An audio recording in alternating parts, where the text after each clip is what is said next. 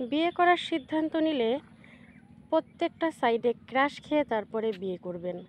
যেমন মনে করেন কারো চেহারা দেখে ক্রাশ খেয়েছেন, কিন্তু ভাষা ভালো না কিংবা ব্যবহার ভালো না বা মন ভালো না, বা অর্থনৈতিক অবস্থাও ভালো না। কারো অর্থনৈতিক অবস্থা দেখে প্রেম করেছেন, ক্রাশ খেয়েছেন, বা কারো ব্যবহার দেখে ক্রাশ খেয়েছেন। তো ৩টা সাইড পরিপূর্ণ না হলে তাকে বিয়ে করবেন না।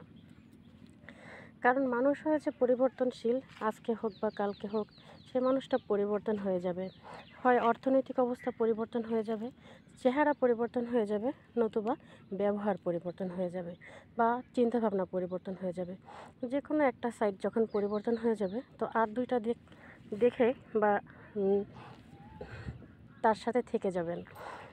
আর যদি ২টা দিক পরিবর্তন হয়ে যায়, যেমন মনে করেন চেহারা পরিবর্তন হয়ে গেছে কিংবা অর্থনৈতিক দিক পরিবর্তন হয়ে গেছে, কিন্তু ব্যবহার বা চিন্তাভাবনা মনটা আগের মতোই আছে, তার সাথে থেকে যেতে পারবেন। মনে করেন কারো মনটা বা মন আগের মতো পরিষ্কার নেই, অপরিষ্কার হয়ে গেছে। কারণ মানুষ পরিবর্তনশীল, পরিবেশের সাথে সাথে, সিচুয়েশনের সাথে সাথে মানুষের চিন্তাভাবনা, চেহারা, টাকা সব কিছুই বদলায়। তো তার মনটা অপরিষ্কার হয়ে গেছে কিংবা চিন্তাভাবনা আগের মতো নেই, কিন্তু চেহারাটা দেখে ক্রাশ খেয়েছিলেন, সে চেহারা দেখে চেহারার প্রেমে পড়ে তার সংসারটা করে যাবেন। বা চেহারা নষ্ট হয়ে গেছে, চিন্তাভাবনাও নষ্ট হয়ে গেছে, কিন্তু অর্থনৈতিক অবস্থাটা ভালো আছে, তো তার টাকা দেখে তার সংসারটা থেকে যাবেন।